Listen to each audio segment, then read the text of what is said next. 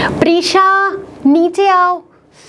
ओह मेरी गर्दन, न जाने कितने एंगल में घुमाना पड़ रहा है ऊपर देखने के लिए। वैसे क्या मैं ये पता कर सकती हूँ कि मेरी गर्दन किस एंगल से ऊपर मुड़ रही है देखने के लिए, अगर मुझे इस बिल्डिंग की हाइट पता हो और इस बिल्डिंग से मेरी डिस्टेंस पता हो। ऐसे ही सिचुएशंस में काम आती है ट्रिग्नोमेट्री। हेलो एवरीवन, मुझे उम्मीद है कि आप सभी अच्छे हैं और आज मैं लेकर आई हूँ class 10th maths introduction to trigonometry का one shot video.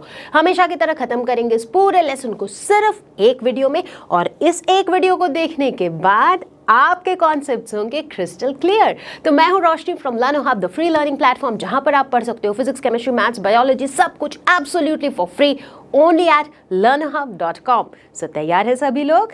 Let's get started.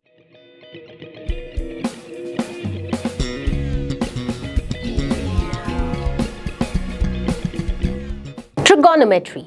Try मतलब थ्री, गॉन मतलब साइड्स एंड मेट्री मतलब मेजरमेंट, यानी कि इसके अंदर हम स्टडी करते हैं तीन साइड्स के मेजरमेंट के बारे में। ट्रिगोनोमेट्री मैथमेटिक्स का वो ब्रांच है जिसके अंदर हम एक ट्रायंगल के साइड्स और एंगल्स के बीच के रिलेशनशिप्स के बारे में डिस्कस करते हैं। क्यों पढ़ते हैं हम ट्रिगोनोमेट्री? एक बच्ची अपने एक गार्डन में खड़े होकर दूर आसमान में एक एरोप्लेन को जाते हुए देख रही है। देखते ही देखते एरोप्लेन पॉइंट ए से पॉइंट बी तक चला गया। अगर हमें यह पता करना हो कि एरोप्लेन की ग्राउंड से हाइट कितनी थी, तब काम आती है ट्रिग्नोमेट्री। एक बच्चा वहां बैल्कनी में खड़ा होके नीचे स्विमिंग पूल में एक डक को स्विम करता हुआ देख रहा है और बहुत खुश हो रहा है। अगर हमें ये पता करना हो कि ये बच्चा नीचे किस एंगल से देख रहा है उस डक को, तब फिर से काम आती है ट्रिग्नोमेट्री। इन दोनों ही एग्जाम्पल्स में इंटरेस्टिंगली आप नोटिस करोगे कि बन सकता है एक राइट एंगल ट्रायंगल। इनफैक्ट बनता है एक राइट एंगल ट्रायंगल, और इस राइट एंगल ट्रायंगल के साइड्स और एंगल्स के जो रिलेशनशिप्स हैं उनके हेल्प से हम इन वैल्यूज को निकाल सकते हैं। तो इसी तरीके से ट्रिग्नोमेट्री के हेल्प से हम हमारे आसपास के बहुत सारे रियल लाइफ प्रॉब्लम्स को सॉल्व कर सकते हैं। तो बच्चों, अब एक ट्रायंगल के तीनों साइड्स और एंगल्स के बीच के रिलेशनशिप्स को डील करने के लिए हम डिफाइन करते हैं 6 रेशियोज, और इन रेशियोज को हम कहते हैं ट्रिगोनोमेट्रिक रेशियोज। ठीक है, तो कुल मिला के हम 6 ट्रिगोनोमेट्रिक रेशियोज की बात करते हैं, जो कुछ ऐसे होते हैं: sine of theta, cosine of theta, secant of theta, cosecant of theta, tangent of theta and cotangent of theta. ठीक है, तो ये इनके नाम है 6 ट्रिगोनोमेट्रिक रेशियोज। अब इतने बड़े नाम है तो हमें हर कोई का निकनेम चाहिए होता है, राइट? जैसे स्कूल का एक बड़ा सा नाम होता है अभिमन्यु, लेकिन घर में हम जनरली बुला लेते हैं अभी, राइट?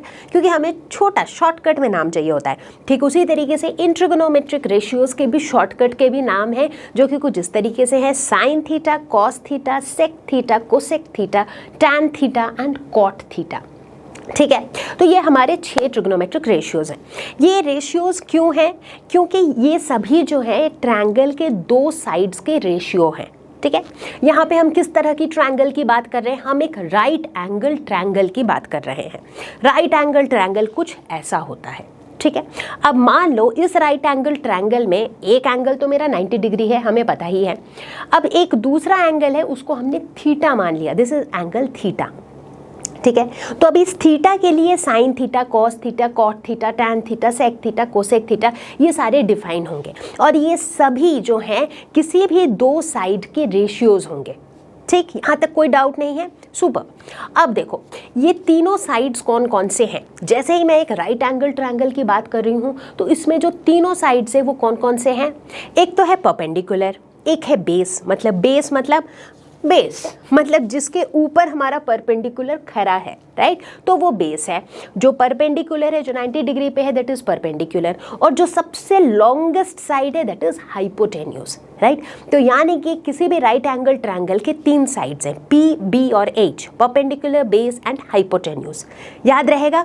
ग्रेट। अब एकदम बेसिक से शुरू कर रहे हैं हम लोग। ठीक है, अब देखो अगर कोई भी एक राइट एंगल ट्रायंगल दिया हुआ है हाइपोटेन्यूज तो हमें समझ में आ जाता है कौन सा वाला है। कौन सा होता है हाइपोटेन्यूज, सोच के बताओ।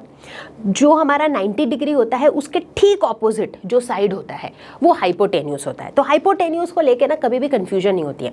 कंफ्यूजन अक्सर होता है परपेंडिकुलर और बेस को लेके कि कौन सा परपेंडिकुलर है और कौन सा बेस है। अगर मैं एंगल को ऐसे घुमा दूं तो बेस और परपेंडिकुलर बदल जाता है, अगर मैं यूं घुमा दूं तो बेस और परपेंडिकुलर फिर से बदल जाता है कि नहीं? सही बात है। ओके, तो चलो सबसे पहले समझते हैं कैसे पता चलेगा कौन सा बेस है और कौन सा परपेंडिकुलर है ना। तो हम नोटिस करेंगे जो भी हमारा एंगल थीटा है, जैसे इस केस में ये हमारा एंगल थीटा है, ठीक है, तो ये जो एंगल सी है वो हमारा एंगल थीटा है।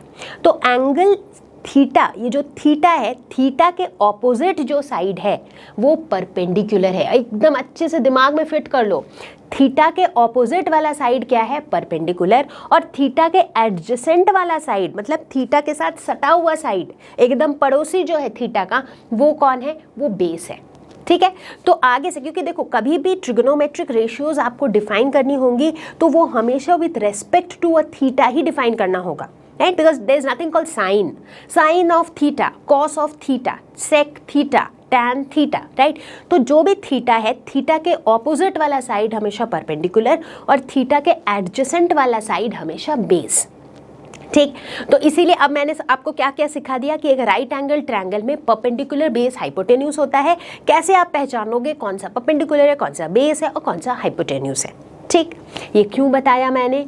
क्योंकि ये जो 6 के 6 ट्रिग्नोमेट्रिक रेशियोज हैं, इनकी जो डेफिनेशन है उसमें ये PBH ही तो इन्वॉल्व है। जैसे कि साइन थीटा को हम कैसे डिफाइन करते हैं? P/H, यानी कि परपेंडिकुलर बाई हाइपोटेन्यूज। बोलने का मतलब है एक राइट एंगल ट्रायंगल में परपेंडिकुलर और हाइपोटेन्यूज का जो रेशियो होता है that is the value of sine theta. उसी तरीके से cos theta is equal to B/H, that is base by hypotenuse. उसी तरीके से tan theta is equal to P/B, यानी कि perpendicular by base. Cot theta होता है बेस बाई परपेंडिकुलर, यानी कि देखो टैन थीटा का जस्ट रेसिप्रोकल होता है कॉट थीटा। ये छोटी छोटी बातें याद रखना है, आगे काम आएंगी। टैन थीटा का जो भी वैल्यू होता है उसी का रेसिप्रोकल होता है कॉट थीटा। ठीक है, फिर आता है sec theta. Sec theta interestingly जो है ये कॉस थीटा का रेसिप्रोकल होता है। तो कॉस थीटा आपका B/H था, तो सेक थीटा हो जाता है H/B। उसी तरीके से कोसेक थीटा साइन थीटा का रेसिप्रोकल होता है। साइन थीटा था P/H, तो कोसेक थीटा क्या हो जाएगा? H/P of course, right.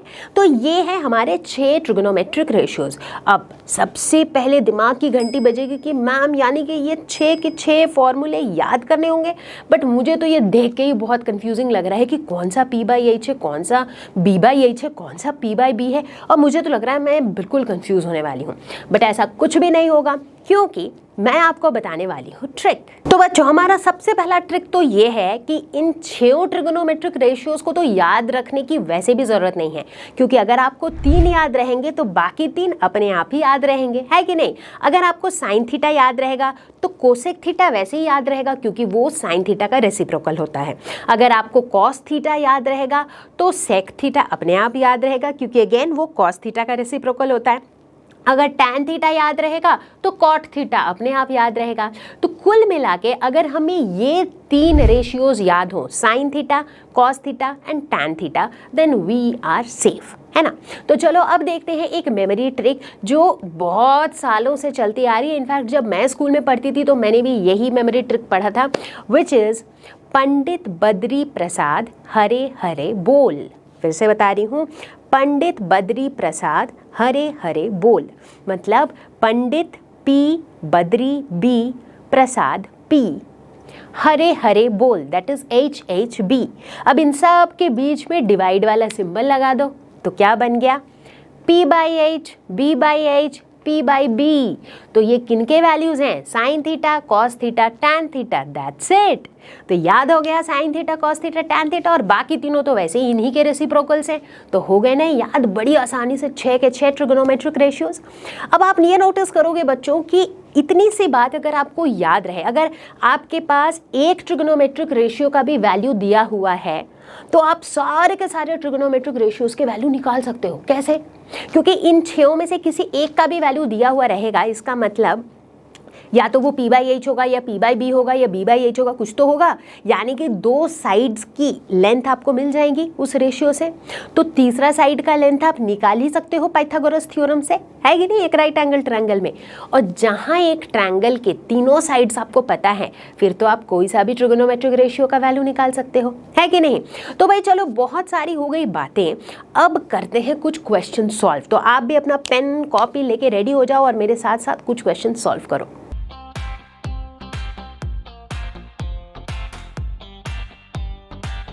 तो चलो बच्चों, देखते हैं एक सवाल। तो यहाँ पर हम कवर करेंगे ये questions from your NCERT exercises. तो सारे सवाल मैं बिल्कुल करा के नहीं दूंगी, बट जो भी सवाल मैं करा रही हूँ वो आपको मेरे साथ साथ सॉल्व करते रहना होगा, और जो मैं नहीं करा रही हूँ वो आपको खुद से सॉल्व करना है, ठीक है। तो चलो शुरू करते हैं। ये है हमारे एनसीईआरटी एक्सरसाइज 8.1 का क्वेश्चन नंबर 1। ये क्वेश्चन क्या कह रहा है, इन triangle ABC right angled at B। बिल्कुल स्टेप बाय स्टेप करते रहेंगे। मतलब हमारे पास एक राइट एंगल्ड ट्रायंगल है जो कि राइट एंगल्ड कहाँ पे है, B पे है, ठीक है।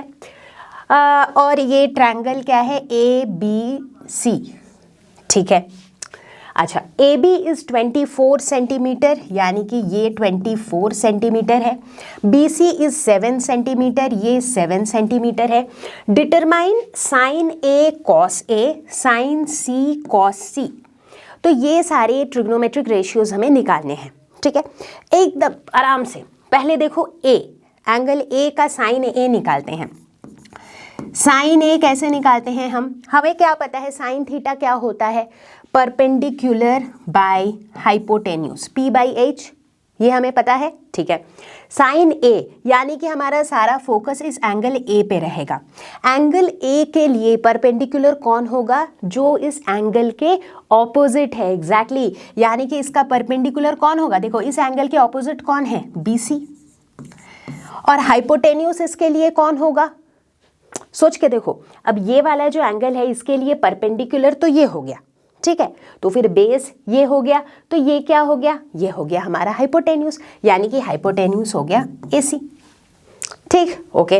अब यहाँ पे BC तो मुझे पता है 7 सेंटीमीटर, लेकिन क्या AC मुझे पता है, नहीं पता है। लेकिन क्या AC पता करना बहुत मुश्किल है, बिल्कुल भी नहीं। अगर हम पाइथागोरस थ्योरम का यूज करें तो हम क्या लिख सकते हैं कि AC स्क्वायर, हाइपोटेन्यूज का square is equal to perpendicular का स्क्वायर, यानी कि AB square plus BC square, ठीक है ना, राइट। ऐसा लिख सकते हैं हम, बिल्कुल लिख सकते हैं। तो यानी कि AC की जो वैल्यू होगी वो क्या हो जाएगी, रूट ओवर AB स्क्वायर, यानी कि 24 का स्क्वायर प्लस BC स्क्वायर, यानी कि 7 का स्क्वायर। तो AC की वैल्यू निकल के आ जाएगी 25 सेंटीमीटर, ठीक है। तो यानी कि AC हो जाएगा 25 सेंटीमीटर। तो ये तो हमने निकाल लिया। अब साइन A की वैल्यू क्या हो जाएगी, BC/AC, यानी कि 7/25। अब देखो फटाफट से सारे आंसर्स आ जाएंगे। साइन A निकालना था, साइन C निकालना था। साइन C क्या हो जाएगा, अब फोकस लेके जाओ एंगल C पर। तो एंगल C की जब हम बात करेंगे तो इसके लिए परपेंडिकुलर हो जाएगा AB, राइट। तो यानी कि इसके केस में परपेंडिकुलर बाय हाइपोटेन्यूज जब हम करेंगे तो इसके लिए परपेंडिकुलर कौन हो जाएगा, AB, और इसके लिए भी हाइपोटेन्यूज कौन होगा, AC, ठीक है। तो AB की वैल्यू कितनी है, 24, AC की वैल्यू है 25, ठीक है। तो हमने साइन A निकाल लिया, हमने साइन C निकाल लिया, ये दो चीज़ें तो निकाल ली। अब बाकी रह गए कोसाइन की वैल्यूज़, यानी कि कॉस A और कॉस C। तो भाई कॉस A क्या हो जाएगा, B/H, base by hypotenuse. Again अगर एंगल A पे फोकस करें तो इस एंगल A के लिए बेस कौन वाला साइड हो जाएगा, जो इसके एडजेसेंट है, यानी कि AB, और हाइपोटेन्यूज वही AC, ठीक है। तो AB की वैल्यू यहाँ पर है 24, AC की वैल्यू यहाँ पर है 25, ठीक है। अब इन अ सिमिलर वे निकालेंगे कॉस C। जब C की बात करेंगे तो यहाँ इसके लिए बेस हो जाएगा BC, तो ये हो जाएगा BC/AC, यानी कि 7/25। तो इस तरीके से देखो हमने sign A, sign C, cos A, cos सी सबकी वैल्यूज निकाली। और क्या ये मुश्किल था? मुश्किल तो बिल्कुल भी नहीं था। This was a pretty simple and straight forward question, ठीक है। इनफैक्ट आप देखोगे ट्रिग्नोमेट्री जो है ना, overall trigonometry is super simple, काफ़ी आसान है। एक बार आपने 10 क्वेश्चन सॉल्व कर लिए ना, तो यू गेट एन आइडिया कि किस तरीके से ट्रिग्नोमेट्री के क्वेश्चन सॉल्व करने होते हैं, ठीक है। तो चलो इसी के साथ अगले क्वेश्चन की तरफ चलते हैं। अब आ गए हैं हम हमारे चौथे प्रॉब्लम में, जो कि एक्सरसाइज 8.1 का है, क्वेश्चन नंबर 9। और क्वेश्चन कह रहा है कि in triangle ABC right angled at B if tan A is equal to 1/√3 find the value of sin A cos C plus cos A sin C cos A cos C minus sin A sin C। अब भाई ये expression चाहे कितना ही बड़ा हो, कितना ही complicated हो, हमें उससे कुछ फर्क नहीं पड़ता है। क्यों? क्योंकि अगर हमने इस राइट एंगल ट्रायंगल में तीनों साइड के लेंथ्स निकाल लिए, तो हम किसी भी एंगल के साइन, कॉस, टैन से किसी की भी वैल्यू निकाल लेंगे। और वो वैल्यू निकाल लेंगे तो कोई सा भी एक्सप्रेशन रहे, कितना लंबा भी एक्सप्रेशन रहे, हम उसकी वैल्यू भी निकाल लेंगे, है कि नहीं? सिंपल है। ओके, तो अब गिवन क्या है? tan A is equal to 1/√3। tan A, angle A कहाँ है भाई? यहाँ पर है। अब इस एंगल A के लिए परपेंडिकुलर हो जाएगा BC, यानी कि ये, और बेस हो जाएगा ये, यानी कि AB। तो बेसिकली ये tan A क्या हो जाएगा? BC that is P perpendicular upon AB that is base. So this is equal to 1/√3, ठीक है। तो अगर हम एज्यूम कर लें कि BC का जो लेंथ है that is let's say 1 centimetre, AB का जो लेंथ है वो हमने मान लिया √3 सेंटीमीटर, तो क्या हम AC की लेंथ निकाल सकते हैं? बिल्कुल निकाल सकते हैं। पाइथागोरस थ्योरम से AC क्या हो जाएगा? √AB² प्लस BC², यानी कि √√3 का स्क्वायर हो जाएगा 3, BC², 1 का स्क्वायर हो जाएगा 1, so this is √4 which is equal to 2। तो यानी कि इस AC की वैल्यू हो जाएगी तब 2 सेंटीमीटर। तो हमने तीनों साइड्स का लेंथ निकाल लिया, मतलब समझ लो पूरा काम हो ही गया है। अब बस खाली वैल्यूज डालनी है और कैलकुलेट करना है, इतना ही काम बचा है। तो भाई अब ये देखो कि हमारे पास जो सवाल है उसमें कौन कौन सी वैल्यूज हमें चाहिए? Sign A, cos C, cos A, sign सी, ठीक है। तो चलो साइन ए, इसकी वैल्यू क्या होगी आप निकाल के देखो। साइन ए मतलब P/H, राइट, यानी कि BC/AC, यानी कि 1/2। उसी तरीके से अगर कॉस सी हमें निकालना है, अगला टर्म है कॉस सी, तो कॉस सी की वैल्यू कितनी होगी? एंगल सी यहाँ पर है, तो एंगल सी के लिए ये वाला साइड हो जाएगा परपेंडिकुलर, और इसका जो एडजेसेंट साइड है ये हो जाएगा बेस, और ये हाइपोटेन्यूस ही रहेगा, है कि नहीं? तो कॉस सी क्या हो जाएगा? B/H, तो उसका B हो जाएगा BC अपॉन H मतलब AC that is equal to 1/2, ठीक है। अगला टर्म है कॉस ए। कॉस ए की वैल्यू क्या हो जाएगी? कॉस ए B/H, इसका बेस हो जाएगा √3, right, base is basically AB/H is AC, so that means √3/2। और चौथा टर्म है साइन सी। तो साइन सी क्या हो जाएगा? सी के लिए देखो परपेंडिकुलर ये हो जाएगा, that means √3 that is AB/AC, that means √3/2। तो अब ये चारों वैल्यूज हमने अगर अलग अलग निकाल ली, तो अब इस एक्सप्रेशन की वैल्यू क्या हो जाएगी? चलो यहाँ पे कैलकुलेट कर लेते हैं, ठीक है। तो ये हो जाएगा sine A that is 1/2 into cos C that is 1/2 plus cos A that is √3/2 into sine C that is √3/2। तो ये क्या हो गया? 1/4 plus 3/4 that is 4/4 which is equal to 1। तो यानी कि पहले पार्ट का आंसर हो जाएगा 1। दूसरा पार्ट मुझे करके देना होगा या खुद से कर लोगे? दूसरे पार्ट में क्या क्या वैल्यूज चाहिए? Cos A, cos C, sign A, sign सी, सारी वैल्यूज हम ऑलरेडी निकाल चुके हैं। चलो सॉल्व कर ही लेते हैं। तो अगर दूसरे पार्ट को हम देखें, ये हमारा यहाँ पे एक बॉक्स बना लेते हैं और दूसरा पार्ट सॉल्व कर लेते हैं, ठीक है। सेकेंड पार्ट के लिए कॉस ए की वैल्यू कितनी है? √3/2 इंटू कॉस सी की वैल्यू कितनी है? 1/2 माइनस साइन ए की वैल्यू कितनी है? 1/2 इंटू साइन सी की वैल्यू है √3/2। अब ये क्या हो गया, दोनों ही तरफ √3/4 आ गया, यानी कि ये आ गया √3/4 minus √3/4 which is equal to 0। तो सेकेंड वाले पार्ट का आंसर आ गया 0। पहुंच जाए हम लोग अगले सवाल पे। आई एम श्योर कि आप सारे लोग मेरे साथ साथ खुद भी सॉल्व कर रहे हो, क्योंकि देखो मैथमेटिक्स सब्जेक्ट ही ऐसा है, जितना ज़्यादा प्रैक्टिस करते रहोगे उतना ज़्यादा आपका कॉन्फिडेंस बिल्ड होते रहेगा। एंड बाय द वे जो क्वेश्चंस मैं बीच में छोड़ रही हूँ वो सारे मैं आपको खुद सॉल्व करने के लिए छोड़ रही हूँ, ठीक है। तो फिलहाल हम सॉल्व करेंगे एक्सरसाइज 8.1 का क्वेश्चन नंबर 10। क्वेश्चन कह रहा है in triangle PQR right angled eight Q, मतलब अगर हमारे पास एक इस तरीके का राइट एंगल ट्रायंगल है जो कि PQR है, जहाँ पे राइट एंगल जो है वो Q पॉइंट पे है, PR plus QR is equal to 25 centimetre and PQ is equal to 5 centimetre. PQ की वैल्यू दी हुई है 5 सेंटीमीटर।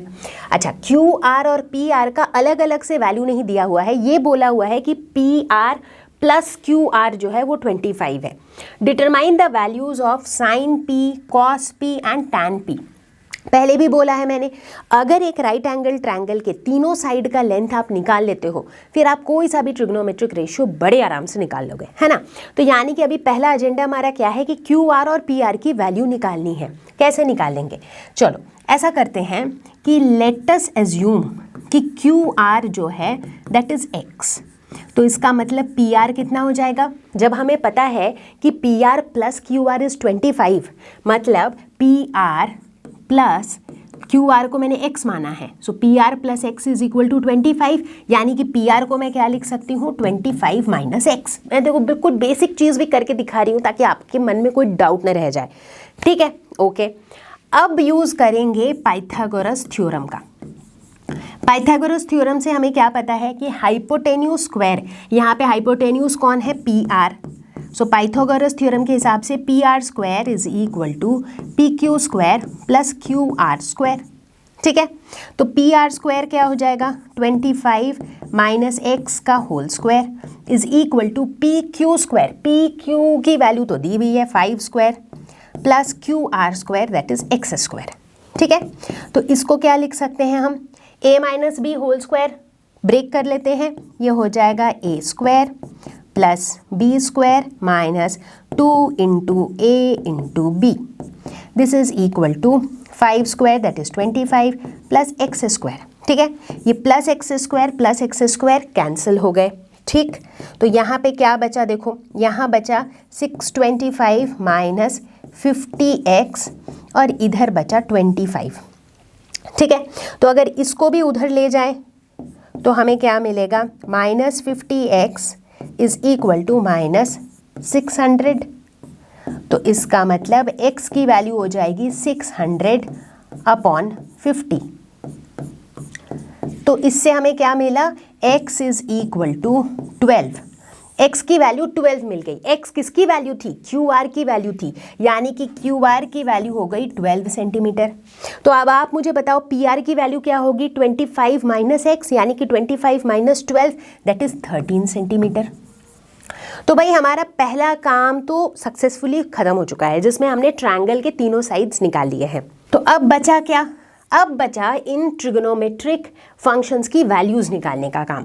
अब मुझे निकालना है sine of P। Sine theta क्या होता है, P by H, perpendicular by hypotenuse. P ये वाला एंगल है, इसके लिए परपेंडिकुलर क्या हो जाएगा QR अपॉन हाइपोटेन्यूज क्या हो जाएगा PR, राइट। तो QR की वैल्यू है 12 और PR की वैल्यू है 13, तो ये हो जाएगा साइन P। एक पार्ट हो चुका। अगला निकालना है कॉस P। कॉस P क्या हो जाएगा, cos theta B by H होता है। अब इस P के लिए बेस क्या है, ये है 5 सेंटीमीटर, राइट। तो यानी कि 5 centimetre divided by H, hypotenuse तो इसके लिए भी 13 है, तो ये हो जाएगा 5/13। कॉस P भी निकल गया। अब बचा टैन P। टैन P अगर आप चाहो तो आप परपेंडिकुलर बाई बेस से निकाल लो, अगर आप चाहो तो sine P by cos P कर लो, बिकॉज टैन थीटा क्या होता है sine theta by cos theta. कैसे भी कर लो, आंसर तो वही आना है। तो टैन थीटा अगर आप करते भी हो तो ये हो गया परपेंडिकुलर बाई बेस, ये परपेंडिकुलर ये बेस, तो यानी कि इसकी वैल्यू आ जाएगी 12/5। तो इस तरीके से आपने इन तीनों ट्रिगोनोमेट्रिक रेशियोज को निकाल लिया। तो बच्चों अब धीरे धीरे थोड़े फेमिलियर हो रहे हो ट्रिगोनोमेट्रिक रेशियोज के साथ। सुपर्ब। तो बच्चों अब हम देखने वाले हैं trigonometric ratios of some specific angles, कुछ स्पेसिफिक एंगल्स, कुछ स्पेशल एंगल्स जिनके ट्रिगोनोमेट्रिक रेशियोज की वैल्यूज हम कैलकुलेट कर लेंगे। उसके बाद उन सारी वैल्यूज को एक सुंदर से टेबल में सजा देंगे और उन वैल्यूज को हम याद कर लेंगे। क्यों? For faster calculation of course. ठीक है, तो कौन से हैं ये स्पेशल एंगल्स? तो ये स्पेशल एंगल्स हैं 0 degree, 30 degree, 45 degree, 60 degree and 90 degree. तो इन सभी एंगल्स के लिए हम हमारे 6 के 6 ट्रिगोनोमेट्रिक रेशियोज की वैल्यू निकालेंगे। तो सबसे पहले शुरुआत करेंगे विथ 45 डिग्री। तो बच्चों स्पेसिफिक एंगल्स के डिस्कशन में सबसे पहले हमने लिया है 45 डिग्री। मतलब हम लोग क्या करेंगे, हम 45 डिग्री के लिए सारे ट्रिगोनोमेट्रिक रेशियोज की वैल्यू निकाल के देखेंगे कि कितनी वैल्यू निकलती है। ठीक है, तो लेट अस से कि हमारे पास एक राइट एंगल ट्रायंगल है which is right angled at B, and let us say कि एक ये वाला जो एंगल है दैट इज़ 45 डिग्री। ठीक है, अब भाई बचपन से हमें पता है कि the sum of the 3 angles of a triangle is 180 degree. अब आप खुद ही बताओ, अगर ये 90 डिग्री है और अगर ये 45 डिग्री है तो ये वाला कितना होगा? अरे भाई ये वाला भी तो 45 डिग्री ही होगा, तभी तो जाके तीनों का सम 180 डिग्री होगा, है कि नहीं? अब देखो, अगर ये भी 45 है, ये भी 45 है, मतलब अगर दोनों बेस एंगल्स बराबर है, इसका मतलब है ये दोनों साइड का लेंथ भी बराबर होगा, है कि नहीं? अब सिंस AB का लेंथ जो है वो BC के लेंथ के बराबर है। अब देखो मुझे क्या करना है, मुझे ट्रिगोनोमेट्रिक रेशियोज की वैल्यू निकालनी है, और वो निकालने के लिए हमारा मंत्रा क्या होता है, हमें इस ट्रायंगल के तीनों साइड्स की वैल्यू चाहिए होती है, right? That is our simple सा मंत्रा। ओके, अब मैंने बोला AB और BC का लेंथ बराबर है, तो एक काम करते हैं, एज्यूम कर लेते हैं कि AB का लेंथ है A, तो BC का लेंथ ऑटोमेटिकली A हो जाएगा क्योंकि दोनों का लेंथ बराबर करना है। ठीक है, AC का लेंथ कितना हो जाएगा, ये हमें पाइथागोरस थ्योरम बता देगा।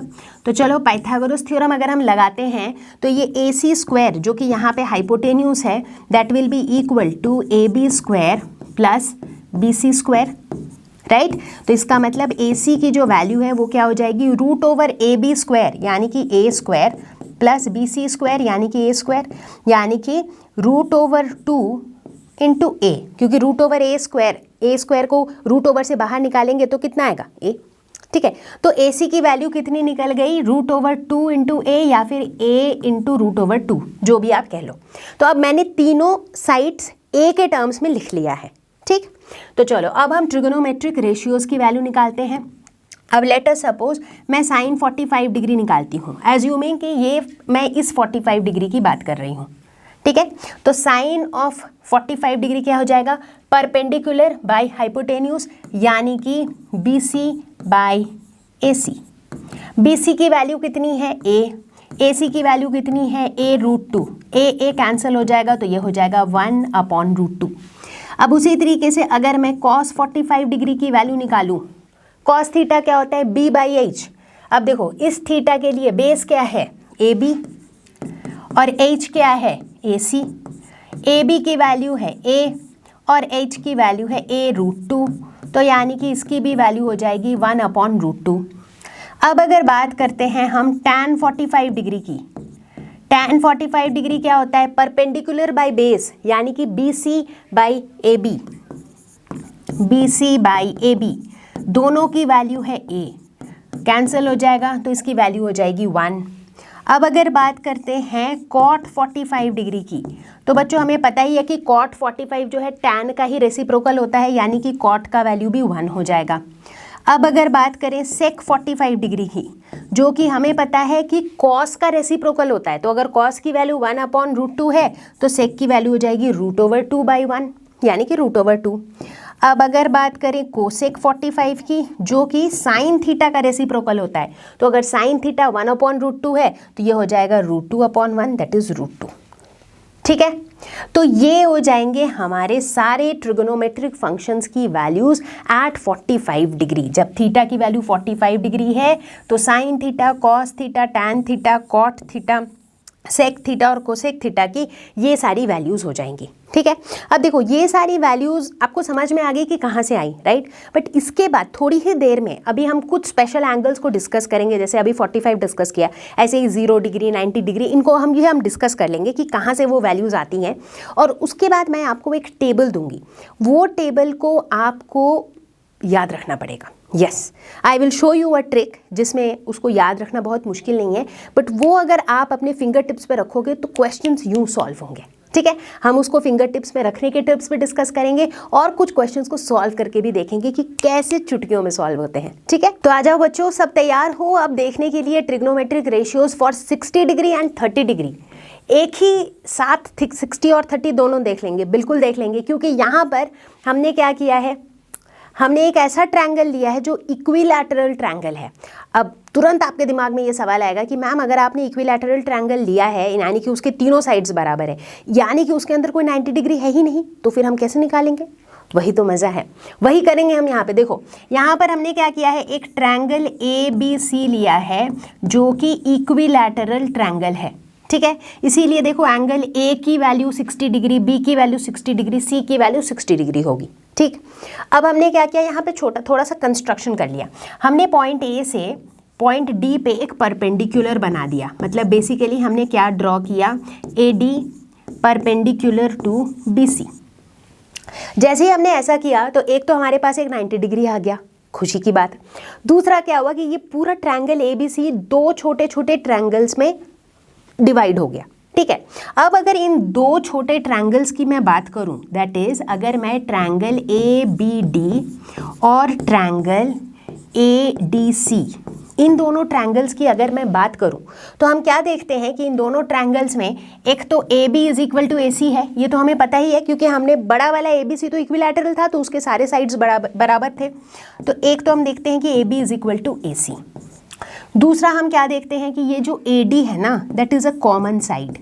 तो AD is equal to AD क्या है, ये एक कॉमन साइड है। ठीक है, ये भी देखते हैं हम। तीसरा हम क्या देखते हैं, हम देखते हैं कि ये जो हमने परपेंडिकुलर ड्रॉ किया ना, ये परपेंडिकुलर इसे दो इक्वल एंगल्स में क्या करती है, तो हमने दो कंडीशन मिल गया, AB is equal to AC और AD जो कि कॉमन साइड है। तीसरा हमें क्या देखने को मिलता है, ये 90 डिग्री, 90 डिग्री भी तो है, दोनों में एक एक 90 डिग्री है। तो बेसिकली हम कह सकते हैं कि ABD जो है ट्रायंगल, ये कॉन्ग्रुएंट है with triangle ADC by RHS congruence. Triangles की कॉन्ग्रुएंसी के बारे में हमने पढ़ा है, राइट। अब जैसे ही दो ट्रायंगल्स कॉन्ग्रुएंट हो जाते हैं तो उनके कॉरेस्पॉन्डिंग साइड्स या फिर कॉरेस्पॉन्डिंग एंगल्स बराबर हो जाते हैं।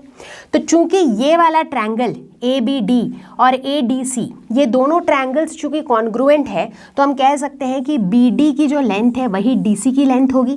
तो अगर इस पूरे लेंथ को, इस ट्रायंगल के पूरे लेंथ को अगर हम A माने तो BD की लेंथ हो जाएगी A/2, DC की लेंथ हो जाएगी A/2। यहाँ तक किसी को कुछ डाउट, क्योंकि इस पूरे सेक्शन का सबसे इंपॉर्टेंट पार्ट यही था। ठीक है, हमें 30 डिग्री और 60 डिग्री के लिए ट्रिग्नोमेट्रिक रेशियोज निकालने हैं। ठीक है, तो हमने क्या किया, हमको एक ऐसा ट्रायंगल चाहिए जिसके अंदर 60 डिग्री भी मिल जाए, 30 डिग्री भी मिल जाए और एक 90 डिग्री भी मिल जाए, तभी तो ट्रिग्नोमेट्रिक रेशियोज निकाल पाएंगे। तो हमने क्या किया, सबसे पहले एक इक्विलैटरल ट्रायंगल लिया, तीनों साइड्स उसके A हैं, तीनों एंगल्स उसके 60 डिग्री हैं। उस ट्रायंगल के अंदर हमने एक परपेंडिकुलर बनाया इस तरीके से। तो जो दो अंदर छोटे छोटे ट्रायंगल्स बने उनको हमने कॉन्ग्रुएंट प्रूव कर दिया। जैसे ही ऐसा कर दिया तो हमने ये प्रूव कर दिया कि BD की लेंथ जो है वो DC की लेंथ के बराबर है। ठीक है, यहाँ तक कुछ भी डाउट है किसी को? नहीं, ग्रेट। अब देखो हम क्या करेंगे, अब हम सबसे पहले फोकस करेंगे किस पे, हम फोकस करेंगे लेटर से 60 डिग्री पे। तो हमारा पहला फोकस है 60 डिग्री पे। और हम किस ट्रायंगल पे फोकस करेंगे, हम फोकस करेंगे ट्रायंगल ABD पे, क्योंकि हमको ट्रिग्नोमेट्रिक रेशियोज निकालने के लिए तो राइट एंगल ट्रायंगल पे ही फोकस करना होता है। तो ये जो ABD है ये हमारा एक राइट एंगल ट्रायंगल है और इसके अंदर 60 डिग्री है। ठीक है, अब ट्रिग्नोमेट्रिक रेशियोज निकालने के लिए उस राइट एंगल ट्रायंगल के तीनों साइड्स आपको पता होने चाहिए। अभी फिलहाल आपको क्या क्या पता है, इस ट्रायंगल ABD, इसकी अगर मैं बात करूं तो इसमें आपको ये वाला साइड पता है A, ये वाला साइड BD पता है A/2, लेकिन इसका क्या, AD का लेंथ क्या है, ये हमें कैलकुलेट करना पड़ेगा। तो चलो कैलकुलेट कर लेते हैं। इस ट्रायंगल ABD में अगर मैं पाइथागोरस थ्योरम लगाऊं तो मैं कह सकती हूँ AB स्क्वायर जो कि इस ट्रायंगल का हाइपोटेन्यूस है that is equal to BD square plus AD square. ठीक है, तो यहाँ से मैं लिख सकती हूँ AD is equal to root over AB square minus BD square. ठीक है, यानी कि रूट ओवर AB स्क्वायर हो जाएगा A स्क्वायर, BD स्क्वायर हो जाएगा A/2 का होल स्क्वायर यानी कि A स्क्वायर बाई 4। तो ये हो जाएगा रूट ओवर 3/4 A स्क्वायर यानी कि A/2 रूट ओवर 3। ठीक है, ये हो जाएगी AD की वैल्यू। तो अब मुझे तीनों साइड्स पता है, यानी कि इस AD की वैल्यू कितनी हो गई, A√3/2। ठीक है, अब तीनों साइड्स पता है। तो चलो अब हम फटाफट से कैलकुलेट करेंगे। साइन 60 डिग्री निकालेंगे, फिर कॉस 60 डिग्री निकालेंगे, फिर टैन 60 डिग्री निकालेंगे, कॉट 60 डिग्री निकालेंगे, उसके बाद सेक 60 डिग्री और फिर फाइनली कोसेक 60 डिग्री। ठीक है, ये सारी वैल्यूज हम निकालेंगे। साइन 60 डिग्री क्या होता है, P/H। अब देखो फटाफट से करेंगे हम लोग। ये अगर 60 डिग्री है तो P क्या होगा, AD, और H क्या हो जाएगा, AB, यानी कि A√3/2/A, A√3/2 अपॉन A। तो A कैंसिल हो गया, इसकी वैल्यू हो जाएगी √3/2। कॉस 60 डिग्री की बात अगर करते हैं तो B/H, B है A/2 और H है A, तो यानी कि यह हो जाएगा A/2 अपॉन A कैंसिल हो जाएगा तो ये हो जाएगा 1/2। टैन 60 डिग्री क्या हो जाएगा, साइन P/B ऐसे कह लो। तो P क्या है, A√3/2 डिवाइडेड बाई A/2। ठीक है, तो इसकी वैल्यू क्या हो जाएगी, इसकी वैल्यू हो जाएगी √3। करके देख लो, यही आएगी वैल्यू। कॉट क्या हो जाएगा, टैन का रेसिप्रोकल यानी कि 1/√3। सेक क्या हो जाएगा, कॉस का रेसिप्रोकल यानी कि 2। कोसेक हो जाएगा साइन का रेसिप्रोकल यानी कि 2/√3। तो यहाँ पर ये जो वैल्यूज आई, sine 60 degree, cos 60 degree, tan 60 degree, cot 60 degree, sec 60 degree और कोसेक 60 डिग्री, ये सारे वैल्यूज आपको वापस से देखने को मिलेंगे जब मैं आपको ट्रिग्नोमेट्रिक रेशियोज का टेबल दिखाऊंगी। ठीक है, तो फिलहाल हमने क्या किया, 60 डिग्री के लिए तो हमने सारे वैल्यूज निकाल लिया। अब किसकी बारी है, अब 30 डिग्री की वैल्यू, अब 30 डिग्री की बारी है। तो चलो बच्चों, अब हम अपना फोकस लेके जाते हैं 30 डिग्री पे। 30 डिग्री के लिए भी हम फोकस रखेंगे ट्रायंगल ABD में। तो अभी भी हमारा फोकस ट्रायंगल ABD में ही रहेगा।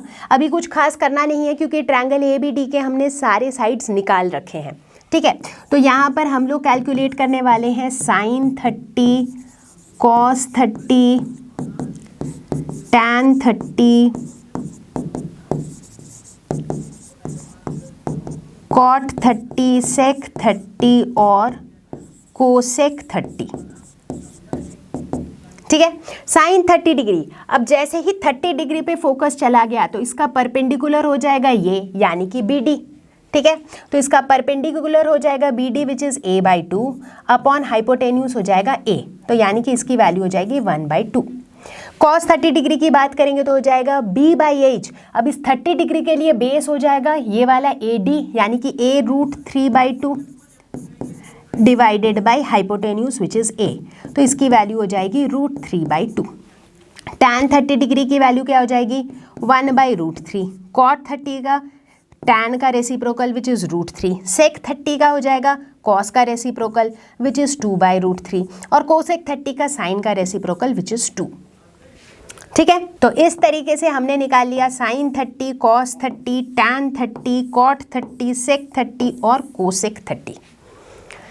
तो ये जो कुछ कुछ वैल्यूज़ हम निकाल रहे हैं, इससे आई एम प्रिटी श्योर आपको ये आइडिया लग रहा है कि ये वैल्यूज़ आती कहाँ से हैं। क्योंकि अगर मैं चाहती तो मैं ये भी कर सकती थी कि सीधा वो टेबल दिखा देती और बोलती कि भाई ये वैल्यूज़ रटो, but I feel it is also important for you to know कि ये वैल्यूज़ कहाँ से आ रही है, आसमान से तो नहीं टपक रही हैं या राइट। तो I think with this approach आपको ये भी समझ में आ रहा है कि कैसे आपको सोचना है। कभी कभी आपको प्रॉब्लम्स ऐसे मिलते हैं जहाँ पे यू गेट लॉस्ट।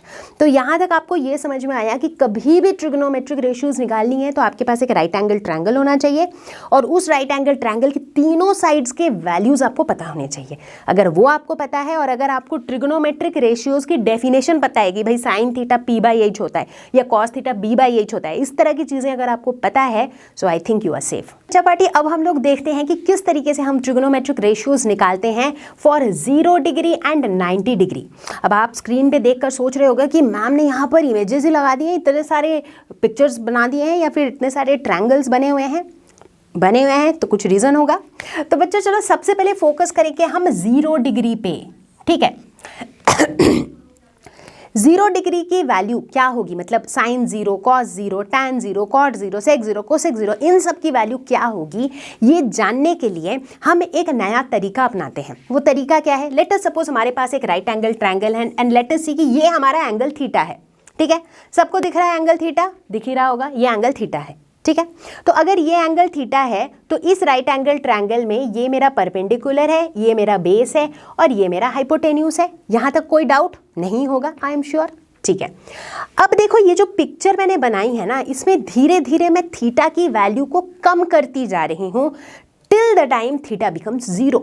और देखो उससे हो क्या रहा है, यहाँ पे थीटा था तो यहाँ हाइपोटेन्यूस ऐसे था, बेस ऐसे था, फिर थीटा थोड़ा कम हो गया तो हाइपोटेन्यूस थोड़ा नीचे आ गया, थीटा और कम हो गया और नीचे आ गया, थीटा और कम होते होते फाइनली जब थीटा की वैल्यू 0 हो गई तो क्या हुआ, जो मेरा हाइपोटेन्यूस था वो मेरे बेस के साथ कोइंसाइड कर गया, राइट। यानी कि जो मेरा हाइपोटेन्यूस था और जो बेस था वो दोनों बराबर हो गए हैं, दोनों कोइंसाइड कर गए हैं एक दूसरे के साथ।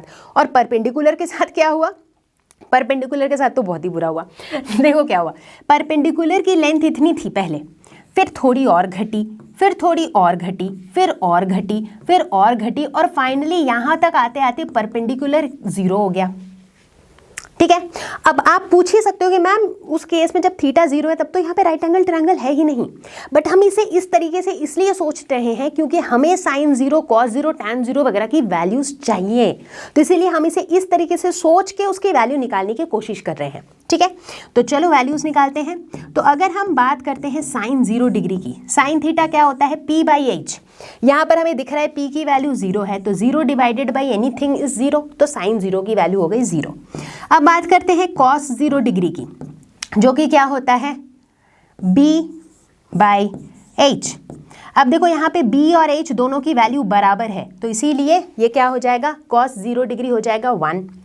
अगर बात करें हम टैन 0 डिग्री की तो ये होता है p/b, राइट। p की वैल्यू 0 है तो इसीलिए tan 0 degree will also be 0। अगर बात करें कॉट 0 डिग्री की तो उसके साथ क्या होगा, अब कॉट 0 जो है वो टैन 0 का रेसिप्रोकल होगा, तो टैन 0 अगर 0 है तो कॉट 0 1/0 होगा विच इज इन्फिनिटी, या फिर कह सकते हो नॉट डिफाइंड, ठीक। अब बचा सेक 0 डिग्री।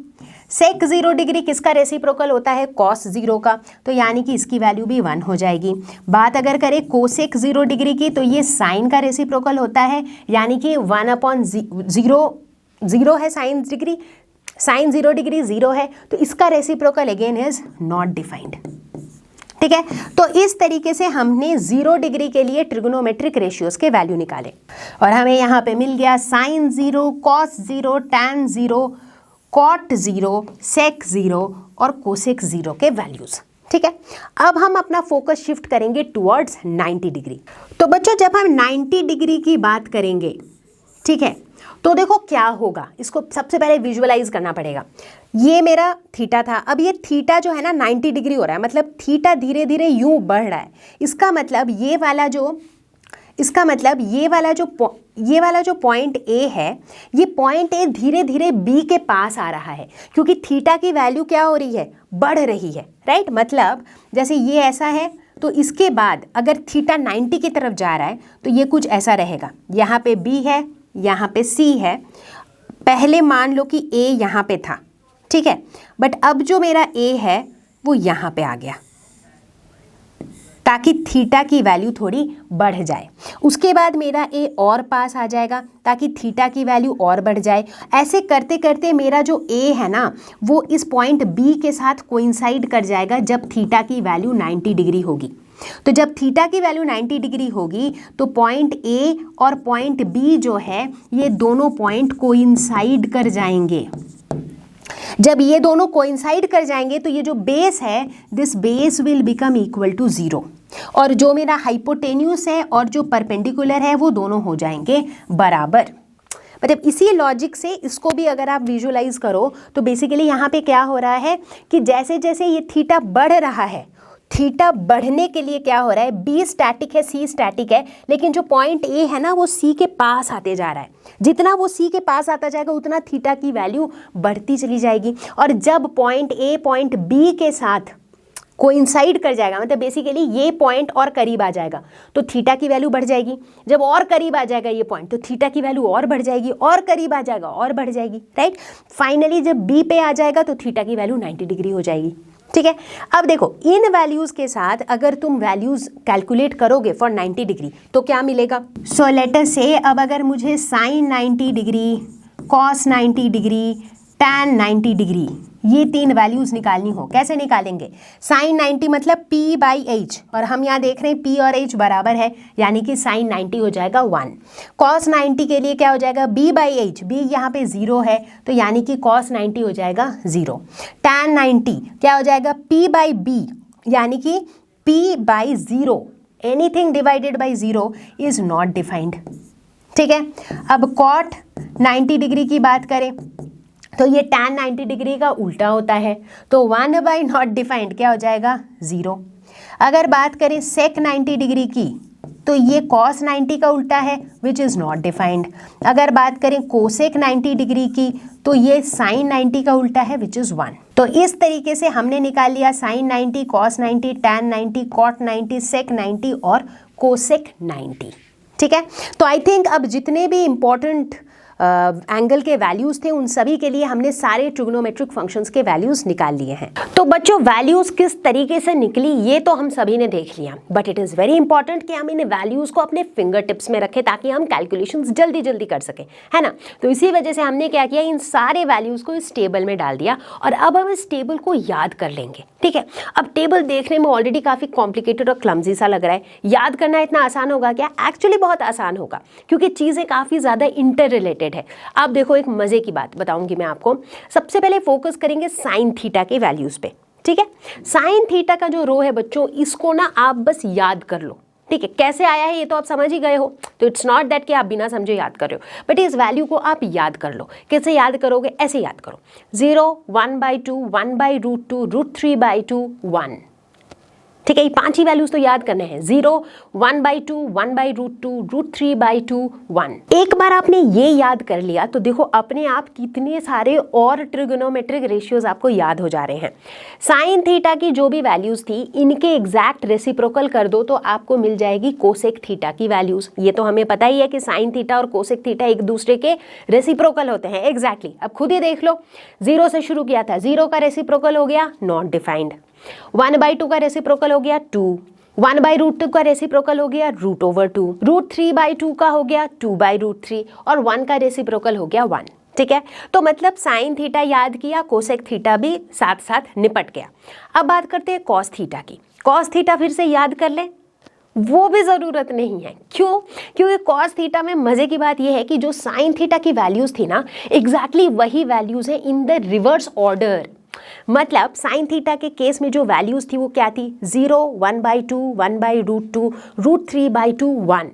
कॉस थीटा के केस में इसी का उल्टा ऑर्डर, यानी कि 1, √3 by 2, 1/√2, 1/2, 0। This was so simple, है ना। कॉस थीटा भी याद करने की जरूरत नहीं पड़ी, जो साइन थीटा का ऑर्डर था उसी का उल्टा ऑर्डर कॉस थीटा हो गया। एक बार कॉस थीटा पता चल गया तो कॉस थीटा के रेसिप्रोकल वैल्यूज से हमें क्या पता चल गया, सेक थीटा। तो मतलब सिर्फ साइन थीटा की टेबल, साइन थीटा की वैल्यूज हमने याद की, sine theta, cos theta, sec theta, cosec theta, चारों के सारे वैल्यूज हमारे फिंगर टिप्स में वैसे ही आ गए, है ना। मतलब एक को याद किया और 4 निपट गए। ठीक है, अब बचा क्या, टैन और कॉट। टैन और कॉट दोनों को याद करने की जरूरत तो एनीवेज नहीं है क्योंकि ये दोनों भी आपस में रेसिप्रोकल होते हैं, तो सिर्फ टैन थीटा की वैल्यू याद कर लेते हैं। टैन थीटा की वैल्यू कुछ इस तरीके से जाती है 0, 1/√3, 1, √3 नॉट डिफाइंड। एक और बार मेरे साथ, 0, 1/√3, 1, √3 नॉट डिफाइंड। ठीक है, अब एग्जैक्टली इसी का रेसिप्रोकल आप कर लो तो आपको मिल जाएगा कॉट थीटा के वैल्यूज। ठीक है, तो इस तरीके से इस टेबल को, मतलब बेसिकली आपको क्या समझ में आया, एक साइन थीटा और एक टैन थीटा, इन दोनों के वैल्यूज आप बाय हार्ट याद कर लो, बाकी जो है ना लॉजिक से ही आपको याद रहेंगे। ठीक है, सिंपल है। ठीक है, तो चलो अब क्या करोगे, इन वैल्यूज़ को अभी जैसे हम बातें कर रहे हैं ना, ऐसे ही साथ साथ आप इन वैल्यूज़ को याद कर लो ताकि अब इसके बाद हम लोग करने वाले हैं कुछ क्वेश्चन सॉल्व इन्हीं के हेल्प से। तो उस समय आपको ये वैल्यूज़, मतलब मेरे साथ 3-4 क्वेश्चन सॉल्व करते करते आपका ये जो टेबल है ना, ये बिल्कुल याद हो जाना चाहिए। ठीक है, तैयार हो? चलो देखते हैं। तो बच्चों, क्या आप सभी तैयार हो अब क्वेश्चन सॉल्व करने के लिए? हो गई तैयार, आई एम प्रिटी श्योर। अब हमने स्पेसिफिक कुछ एंगल्स की वैल्यूज़ निकाल ली हैं, तो अब बस वैल्यूज़ पुट करो और सॉल्व करो, इतना ही काम है। मतलब इतना ही आसान है क्या जितना मैं बोल रही हूँ? एक्चुअली इतना ही आसान है। तो चलो देखते हैं एग्जाम्पल नंबर 1, जो कि मैंने पिक किया है एक्सरसाइज 8.2 के क्वेश्चन नंबर 1 से। Evaluate sine 60 cos 30 plus cos 30 plus sine 30 degree cos 60 degree.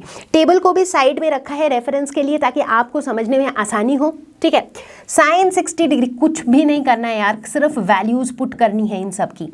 Sign 60 degree is √3/2, cos 30 degree is √3/2, sine 30 degree is 1/2, cos 60 degree is 1/2। बस ये वैल्यूज डाल देंगे। साइन 60 को डाल दिया √3/2, कॉस 30 को डाल दिया √3/2, प्लस साइन 30 को डाल दिया 1/2, कॉस 60 को डाल दिया 1/2। तो ये हो गया √3/4 प्लस 1/4, सॉरी √3 इंटू √3 इज 3, तो ये हो गया 4/4 दैट इज इक्वल टू 1। देखा, इतना ही सिंपल था। तो चलो देखते हैं एग्जाम्पल नंबर 2, जो कि है एक्सरसाइज 8.2 का क्वेश्चन नंबर 1 का पार्ट 4। ठीक है, sine 30 plus tan 45 minus cosec 60 divided by sec 30 plus cos 60 plus cot 45। चाहे कितना भी लंबा एक्सप्रेशन हो, टेंशन ही नहीं है, क्योंकि सारी वैल्यूज हमें 30, 45, 60 ये सारे डिग्रीज के वैल्यूज हम ऑलरेडी निकाल चुके हैं, है ना। तो साइन 30 डिग्री कितनी वैल्यू है, 1/2 plus tan 45 degree 1 minus cosec 60 degree, cosec 60 degree is 2/√3, सो 2/√3। अब देखो भाई, ये जो टेबल है ना, ये आपके एग्जाम में ऐसे बना हुआ नहीं रहेगा, तो इसीलिए इसको आपको याद रखना है। जैसे मैंने बताया था उसी तरीके से आपको इसको याद कर लेना है। ठीक है, और मैं तो यही एडवाइस करूंगी, जब आप घर पे भी इनको प्रैक्टिस कर रहे हो ना, इस टेबल को देख देख के वैल्यूज मत डालो, फिर आपकी ना वो मेमोराइज करने की आदत नहीं पड़ेगी। तो आप खुद से ही इसको करने की कोशिश करो, एक बार 5-6 क्वेश्चन करोगे, अपने आप याद हो जाएगा। ठीक है, डिवाइडेड बाई सेक 30 डिग्री, मैंने तो इसे अभी इसलिए बनाया है सो दैट अभी आपको समझ आए, क्योंकि अभी शायद आपको याद नहीं हुआ होगा, एटलीस्ट यू कैन रिलेट कि ये वैल्यूज कहाँ से आ रही हैं। ठीक है, तो सेक 30 डिग्री हो गया 2/√3 plus cos 60 degree that is 1/2 plus cot 45 degree that is 1, right. तो अब इसको सॉल्व कर लेंगे। तो न्यूमरेटर को अगर हम देखें तो उसका एलसीएम निकलेगा 2√3, तो 1 प्लस 2√3 माइनस 4 डिवाइडेड बाय, अब डिनोमिनेटर की बारी है, वहाँ पे भी एलसीएम निकलेगा 2√3, तो ये हो जाएगा 4 प्लस √3 प्लस 2√3। ठीक है, ये √3 और ये √3 कैंसिल हो जाएगा, तो यहाँ पे आ जाएगा 2√3 माइनस 3 डिवाइडेड बाय, यहाँ पे हो जाएगा 3√3 प्लस 4। तो बच्चों यहाँ पे होता ये √3, तो बेसिकली इसलिए यहाँ पे हो जाता 3√3। ठीक है, तो ये हो जाएगा आपका फाइनल आंसर। ठीक है, तो इस तरह की कैलकुलेशन मिस्टेक से आपका फाइनल आंसर गलत हो सकता है, सो बी केयरफुल। तो चलो बच्चों, इसी के साथ आप पहुंचे हैं एग्जाम्पल 3, जो कि एक्सरसाइज 8.2 का है क्वेश्चन नंबर 3। क्वेश्चन क्या कह रहा है कि if tan a plus b is equal to √3 and tan a minus b is equal to 1/√3, such that 0 degree is less than a plus b less than equal to 90 degree, मतलब a और b ये दोनों angle का जो सम है वो 0 और 90 के बीच में लाई करता है। a is greater than b, find the values of a and b। ठीक है, बहुत सारी चीज़ें लिखी हुई है, देख के एक बार में घबराहट हो सकती है, लेकिन घबराने वाली कोई बात नहीं है जब तक यहाँ पे जो वैल्यूज़ है ना √3, 1/√3 ऐसी वैल्यूज़ दिख रहे हैं, यानी कि हमारी टेबल के वैल्यूज़ हैं, राइट।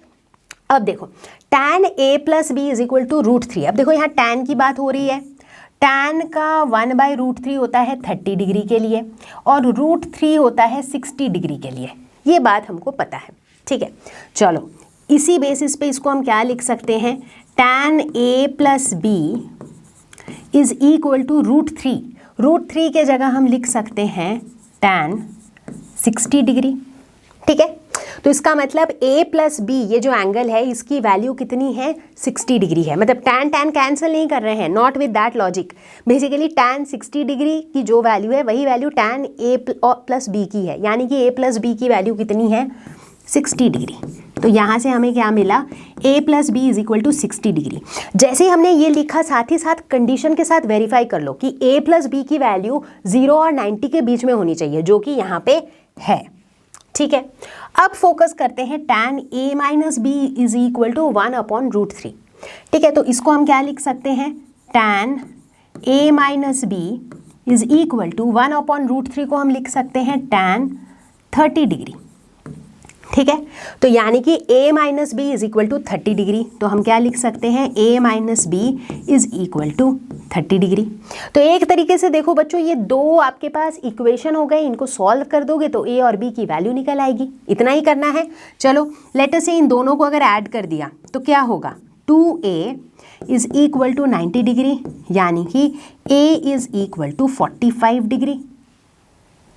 करेक्ट, यहाँ से हमें a की वैल्यू क्या मिल गई, 45 डिग्री मिल गई। तो b की वैल्यू क्या हो जाएगी, अब यहाँ से देखो a प्लस बी इज 60, तो यानी कि b की वैल्यू हो जाएगी 60 डिग्री माइनस a, तो 60 degree minus 45 degree that is 15 degree. अब आप दूसरी कंडीशन चेक कर लो कि क्या a की वैल्यू b से ज़्यादा है। हाँ जी बिल्कुल है, a की वैल्यू 45 डिग्री है तो b की वैल्यू 15 डिग्री है ना। तो आसान था, बिल्कुल आसान था।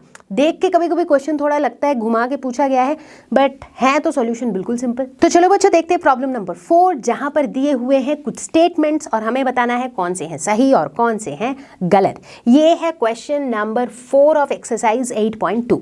तो पहला स्टेटमेंट है sine of a plus b is equal to sine a plus sine b. क्या ये सही है, ये बताने के लिए हम एग्जाम्पल लेते हैं किसी दो एंगल का। अब इस टेबल में से क्या आप कोई ऐसा दो एंगल बता सकते हो जिसका सम कोई तीसरा एंगल हो, ताकि वैल्यूज हमें इजीली पता चल जाए। बिल्कुल 30 डिग्री और 60 डिग्री, क्योंकि इन दोनों का सम क्या है, 90 डिग्री, राइट। तो अब इसके लिए आप खुद मुझे बताओ कि अगर मैं कहूँ sine of 30 degree plus 60 degree, क्या this is equal to sine 30 plus sine 60। सोचो, is this equal to sine 30 degree plus sine 60 degree. चलो इन दोनों की वैल्यूज निकालते हैं। तो sine of 30 degree plus 60 degree, इसे हम लिख सकते हैं sine 90 degree which is equal to 1। इस टेबल से हमें ये पता है। अब sign of 30 degree plus sine of 60 degree, इसको क्या लिख सकते हैं, sine of 30 degree is 1/2, sine of 60 degree is √3/2, और इन दोनों का सम हो जाएगा 1 प्लस √3/2। किसी भी एंगल से क्या आपको लग रहा है कि साइन ऑफ 30 प्लस 60 जिसका वैल्यू 1 आया था वो वैल्यू इस वैल्यू के बराबर है? ऐसा नहीं है। इसका मतलब दिस स्टेटमेंट इज फॉल्स। ठीक, ओके। अगला स्टेटमेंट देखते हैं, the value of sine theta increases as theta increases. अब टेबल देखना पड़ेगा, जैसे जैसे थीटा की वैल्यू बढ़ रही है, क्या साइन थीटा की वैल्यू बढ़ रही है? 0 से इसकी वैल्यू हुई 1/2, ठीक है। 1/2 से इसकी वैल्यू क्या हो गई, 1/√2। 1/√2 से इसकी वैल्यू क्या हो गई, √3/2, और उससे इसकी वैल्यू क्या हो गई, 1। तो देखो इसकी जो वैल्यू है ये 0 से लेके 1 तक ग्रेजुअली बढ़ रही है जैसे जैसे थीटा की वैल्यू बढ़ रही है, यानी कि this is true. Third statement है the value of cos theta increases as theta increases. अब कॉस थीटा का देखो, पहले 1 था, फिर √3/2, फिर ऐसे करते करते 0, मतलब वैल्यू धीरे धीरे डिक्रीज हो रही है जैसे जैसे थीटा की वैल्यू बढ़ रही है, यानी कि ये जो स्टेटमेंट है this is false. Sine theta is equal to cos theta for all values of theta. मजाक चल रहा है क्या? सीधा सीधा टेबल दिख रहा है कि साइन थीटा और कॉस थीटा की हर थीटा की वैल्यू के लिए, हर थीटा के लिए उनकी वैल्यू अलग है, तो obviously this is false. Cot theta is not defined for a is equal to 0 degree, मतलब अगर थीटा की वैल्यू 0 हो तो कॉट थीटा की वैल्यू क्या होती है? Not defined, which is absolutely correct, that is true. तो प्यारे बच्चों, अब आई होप कि आप ट्रिगोनोमेट्री से काफ़ी ज़्यादा कंफर्टेबल हो चुके हो अब तक में, है कि नहीं? तो चलो अब शुरू करते हैं हम हमारा अगला topic which is on trigonometric identities. Trigonometric identity क्या लगता है आपको, ये क्या होगा? आइडेंटिटी मतलब मेरी आइडेंटिटी, मेरी पहचान क्या है, राइट? तो सिमिलरली ट्रिगोनोमेट्रिक आइडेंटिटी जो है ये एक ऐसा इक्वेशन है जो इक्वेशन ऑब्वियसली ट्रिगोनोमेट्रिक रेशियोज को इन्वॉल्व करता है। साथ ही साथ वो जो इक्वेशन है वो उस इक्वेशन के अंदर जो वेरिएबल्स हैं उनके सारे वैल्यूज़ के लिए ट्रू होता है। बात समझ में आई? कुछ खास नहीं मैम, एग्जाम्पल से समझेंगे। जैसे मान लो अगर मैं एक इक्वेशन की बात करती हूँ, लेट्स से मेरे पास एक इक्वेशन है x + y = 5। ये एक इक्वेशन है, राइट? इसमें एक लेफ्ट हैंड साइड में कुछ है, राइट हैंड साइड में कुछ है, हम दोनों को इक्वेट कर रहे हैं, इसीलिए ये एक इक्वेशन है। बट क्या ये इक्वेशन x और y के सभी वैल्यूज़ के लिए ट्रू है? आप एक बार में शायद बोल दोगे हाँ सबके लिए ट्रू है, बट सबके लिए ट्रू है नहीं। अगर x की वैल्यू 10 है और y की वैल्यू 2 है तो x + y = 5 है क्या? नहीं है, राइट? तो यानी कि ये जो इक्वेशन है ये x और y के कुछ स्पेसिफिक वैल्यूज़ के लिए ही ट्रू है, इनके सारे वैल्यूज़ के लिए ट्रू नहीं है। ये बात समझ में आई? अब बात करते हैं ट्रिगोनोमेट्रिक आइडेंटिटीज़ की। ट्रिगोनोमेट्रिक आइडेंटिटी एक ऐसा इक्वेशन है जैसे for example sin² theta + cos² theta = 1। ये एक इक्वेशन है, बिल्कुल है। ये ट्रिगोनोमेट्रिक रेशियोज को इन्वॉल्व करता हुआ एक इक्वेशन है, बिल्कुल है।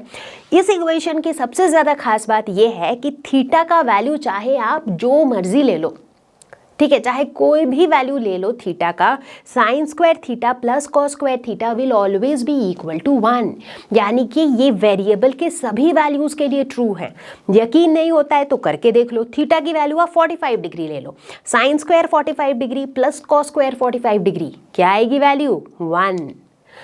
आप 0 ले लो, sin² 0 डिग्री + cos² 0 डिग्री, कितना आएगा? sin 0 तो 0 होता है लेकिन cos 0 1 होता है, तो एंड रिजल्ट कितना आएगा? 1।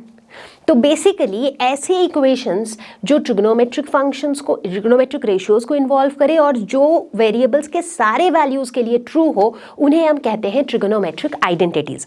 तो यहाँ पर हम देखेंगे 3 ऐसे ट्रिग्नोमेट्रिक आइडेंटिटीज जो हमें आगे बहुत तरह तरह के ट्रिग्नोमेट्रिक इक्वेशंस को सॉल्व करने में या प्रूव करने के लिए बहुत काम आने वाली है।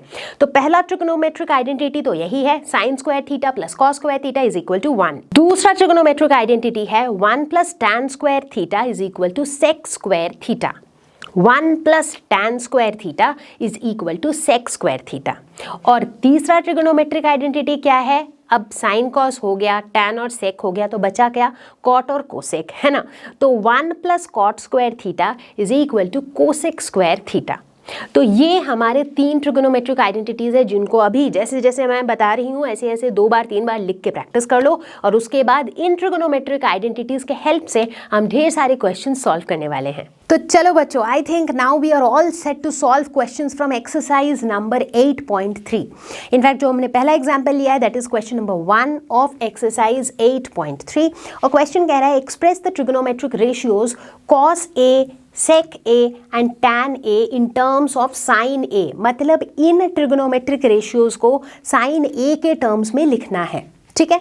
तो देखो सबसे पहले बात करते हैं cos A की, ठीक है? अभी अभी ट्रिगोनोमेट्रिक आइडेंटिटीज़ में हमने साइन थीटा और कॉस थीटा के बीच का एक आइडेंटिटी पढ़ा था जो क्या कहता है, जो कहता है कि sin² A + cos² A = 1, ठीक है? मुझे इस क्वेश्चन में cos A को sin A के टर्म्स में लिखना है, यानी कि मैं यहाँ से लिख सकती हूँ cos² A = 1 - sin² A, यानी कि मैं लिख सकती हूँ cos A = √1 - sin² A। तो लिख दिया मैंने कॉस ए को साइन ए के टर्म्स में, है ना। तो दिस इज डन। नेक्स्ट मुझे लिखना है सेक ए, ठीक है। अब भाई सेक ए का किसके साथ रिलेशन होता है, हमें पता है सेक ए क्या होता है, कॉस का रेसिप्रोकल होता है, यस। तो सेक ए को हम लिख सकते हैं 1 अपॉन कॉस ए, और कॉस ए को तो हमने ऑलरेडी लिख रखा था साइन के टर्म्स में, तो इसको हमने ऐसे लिख दिया। तो देखो कितनी आसानी से हमने सेक ए को भी साइन ए के टर्म्स में लिख दिया, है ना। अब बचा क्या, टैन ए। अब टैन ए क्या होता है, टैन थीटा क्या होता है, sine theta by cos theta. तो यानी कि टैन ए को हम लिख सकते हैं sign A upon cos A, ठीक है। ऊपर का साइन ए को एज इट इज छोड़ देंगे क्योंकि एनीवेज हमें टैन ए को साइन के टर्म्स में ही लिखना था, तो ऊपर का sine A as it is रहेगा। नीचे के कॉस ए की जगह हम लिख देंगे √1 माइनस साइन स्क्वायर ए। तो भाई लिख दिया हमने टैन ए को भी साइन ए के टर्म्स में। तो चलो बच्चों देखते हैं example number 2 which is exercise 8.3 का क्वेश्चन नंबर 4 का पार्ट 1। पूछा गया है prove the following identities where the angles involved are acute angles for which the expressions are defined, ठीक है। इनको प्रूव करना है। जब भी इस तरह की आइडेंटिटीज आपको प्रूव करनी होती है, आपका एंड गोल एक ही होता है कि लेफ्ट हैंड साइड को राइट हैंड साइड के बराबर कर देना है, बस दैट्स इट, ठीक है। तो चलो यहाँ पे भी वही करेंगे हम सबसे पहले लेफ्ट हैंड साइड पे काम करते हैं। लेफ्ट हैंड साइड पे क्या है, cosec theta minus cot theta और इस पूरे का होल स्क्वायर, ठीक है। अब देखो इस साइड यानी कि राइट हैंड साइड में सब कुछ कॉस थीटा के टर्म्स में है, तो चलो इनको भी जो है हम थोड़ा सा कॉस के टर्म्स में लिखने की कोशिश करते हैं, ठीक है। मतलब साइन कॉस के टर्म्स में एटलीस्ट। तो कोसेक थीटा को क्या लिख सकते हैं हम, 1 by sine theta. Cot theta को लिख सकते हैं cos theta by sine theta. देखो कम से कम ऐसे लिखने से कम लेफ्ट हैंड साइड में भी कॉस थीटा आया तो सही, है ना। और हमें पता है कॉस थीटा और साइन थीटा को जोड़ने वाला एक आइडेंटिटी हमें पता है ना। तो यानी कि ये क्या हो गया, ये हो गया 1 माइनस कॉस थीटा का whole square divided by sine square theta, ठीक है। अब मैंने अभी एक आइडेंटिटी की बात करी थी, वो आइडेंटिटी क्या कहता है, वो आइडेंटिटी कहता है कि sine square theta plus cos square theta is equal to 1, correct. तो इसका मतलब साइन स्क्वायर थीटा की जगह मैं क्या लिख सकती हूँ, 1 माइनस कॉस स्क्वायर थीटा। तो देखो इसके बाद यहाँ पे मैं क्या लिख सकती हूँ, ऊपर आ गया 1 माइनस कॉस थीटा का whole square as it is. Denominator में साइन स्क्वायर थीटा की जगह मैं लिख सकती हूँ 1 माइनस कॉस स्क्वायर थीटा, ठीक है। अब देखो ऊपर 1 माइनस कॉस थीटा का होल स्क्वायर, इसको अगर थोड़ा सिंप्लीफाइड फॉर्म में लिखना है तो हम लिख सकते हैं 1 minus cos theta into 1 minus cos theta. Denominator में 1 minus cos square theta, that is like 1 square minus cos square theta, a square minus b square, जिसको हम लिख सकते हैं a plus b into a minus b. जैसे ऐसे break down किया तो 1 minus cos theta 1 minus cos theta cancel out हो गया, तो बचा क्या, बचा 1 minus cos theta divided by 1 plus cos theta. ऐसे करते करते पता ही नहीं चला, बट जो वैल्यू हमारे पास आ गई that is exactly equal to what we have on the RHS। तो इस तरीके से हमने लेफ्ट हैंड साइड को राइट हैंड साइड के बराबर प्रूव कर दिया एंड हेंस प्रूव्ड, ठीक है। तो ये हमारा अप्रोच रहेगा। कभी कभी ऐसी आइडेंटिटीज भी होती है जहां पर आप नोटिस करोगे कि आपने LHS को बहुत सिंप्लीफाई किया बट वो RHS के बराबर नहीं हुआ, दैट्स फाइन। LHS को सिंप्लीफाई करके एक वैल्यू लेके आओ, RHS को भी सिंप्लीफाई करके वही वैल्यू लेके आओ, तब भी तो आपका LHS is equal to RHS prove हो गया, है ना। तो यही लॉजिक आपको याद रखना है। And let me tell you, trigonometric identities जो है ना, जब तक आप 2 4 5 क्वेश्चंस खुद से सॉल्व नहीं करोगे तब तक you will not get a hang of it कि कैसे इनको प्रूव करना है। तो बच्चों आप पहुंचे हैं हम एग्जाम्पल 3 विच इज एक्सरसाइज 8.3 का क्वेश्चन नंबर 4 का पॉइंट नंबर 4, ठीक है। इसमें लिखा हुआ है कि प्रूव करना है 1 plus sec A by sec A is equal to sine square A by 1 minus cos A. ध्यान से देखो, लेफ्ट हैंड साइड और right hand side, right hand side में साइन कॉस की बात हो रही है, लेफ्ट हैंड साइड में सेक थीटा की बात हो रही है। तो हम क्या करेंगे, सेक थीटा को भी कॉस के टर्म्स में लिखेंगे, ठीक है। चलो लिखते हैं। तो शुरुआत करते हैं लेफ्ट हैंड साइड से। तो 1 प्लस सेक ए की जगह हमने लिख दिया 1 by cos A divided by sec A की जगह फिर से लिख दिया 1 बाई कॉस ए। तो ये क्या हो गया, न्यूमरेटर की अगर बात करें तो कॉस ए अगर हमने एलसीएम ले लिया तो ये हो गया cos A plus 1 divided by denominator में है 1 बाई कॉस ए। तो ये कॉस ए कैंसिल हो गया, तो हमारे पास क्या आ गया 1 प्लस कॉस ए। देखो वैसा ही एक एग्जाम्पल आ गया। अब आपको लग रहा है कि मैम एलएचएस तो मैंने पूरा सिंप्लीफाई कर दिया, 1 प्लस कॉस ए आ भी गया, but this is not equal to the RHS. क्या मैं फंस गई? बिल्कुल नहीं फंसे। अब हम क्या करेंगे, अब हम आरएचएस पे काम करेंगे और कोशिश करेंगे कि आरएचएस को सिंप्लीफाई करके भी हम 1 प्लस कॉस ए ले आए। ठीक है, ओके। तो आरएचएस में लिखा हुआ है sine square A divided by 1 minus cos A. अब भाई मुझे कॉस में इंटरेस्टेड है क्योंकि मुझे लेफ्ट हैंड साइड से भी 1 प्लस कॉस ए मिला है, इसीलिए ऊपर का जो साइन स्क्वायर ए है इसको भी मैं कॉस के टर्म्स में लिखना चाहूंगी। और मुझे साइन और कॉस के बीच में एक ट्रिग्नोमेट्रिक आइडेंटिटी पता है। Exactly, you guessed it right, that is sine square A plus cos square A is equal to 1। यानी कि साइन स्क्वायर ए को मैं क्या लिख सकती हूँ, 1 minus cos square A divided by 1 minus cos A as it is. अब ऊपर का देखो, it is as good as 1 square minus cos square A, that is a square minus b square, यानी कि a plus b into a minus b, right. और नीचे है 1 minus cos A, तो 1 minus cos A 1 minus cos A cancel हो गया और इधर भी हम ले आए 1 प्लस कॉस ए। तो हमने क्या किया, हमने लेफ्ट हैंड साइड और राइट हैंड साइड दोनों को हम सेम वैल्यू पर ले आए और इस तरीके से we proved that LHS is equal to RHS, hence proved. Cool. तो चलो बच्चों अब चलते हैं एग्जाम्पल नंबर 4 जो कि है एक्सरसाइज 8.3 क्वेश्चन नंबर 4 का पार्ट नंबर 6। यहाँ पे वापस से हमारे पास एक आइडेंटिटी है जिसे हमें प्रूफ करना है। Root over 1 plus sine A by 1 minus sine A is equal to sec A plus tan A. एक तरफ साइन की बात हो रही है, दूसरी तरफ सेक और टैन की बात हो रही है, तो हमारा अप्रोच अभी भी वही रहेगा। ठीक है, हम लोग क्या करने वाले हैं, सबसे पहले इधर फोकस करते हैं, यानी कि इस बार हम राइट हैंड साइड की बात पहले कर रहे हैं। सेक ए को लिखेंगे कॉस के टर्म्स में, टैन ए को भी लिखेंगे साइन कॉस के टर्म में। टैन ए को हम लिखेंगे sine A by cos A, तो ये क्या हो जाएगा 1 plus sine A divided by cos A. तो हम जितना सिंप्लीफाई कर सकते थे वो हम कर चुके हैं। ठीक है, तो चलो भाई अब चलते हैं एलएचएस की तरफ, जहाँ पे है रूट ओवर। बाप रे, रूट ओवर ने तो और कॉम्प्लिकेट कर दिया है, बट देखना ये बहुत ही आसान है, 2 स्टेप में हो जाएगा। ठीक है, अब इसको क्या करेंगे, तो अब जैसे ही हमने रूट ओवर देखा तो हम थोड़े घबरा गए कि भाई अब रूट ओवर से कैसे हैंडल करें। तो जब कभी भी रूट ओवर दिखे हमेशा we should try that we get rid of it, उसको हटाने की कोशिश करनी चाहिए। तो कैसे हटाएंगे, यहाँ पर देखो इस तरह की चीज़ें आपने पहले भी देखी होंगी, 1 प्लस ए बाई 1 माइनस ए। हम क्या करते थे, उसको रैशनलाइज करने के लिए ऊपर नीचे 1 प्लस साइन ए से मल्टीप्लाई कर देते थे।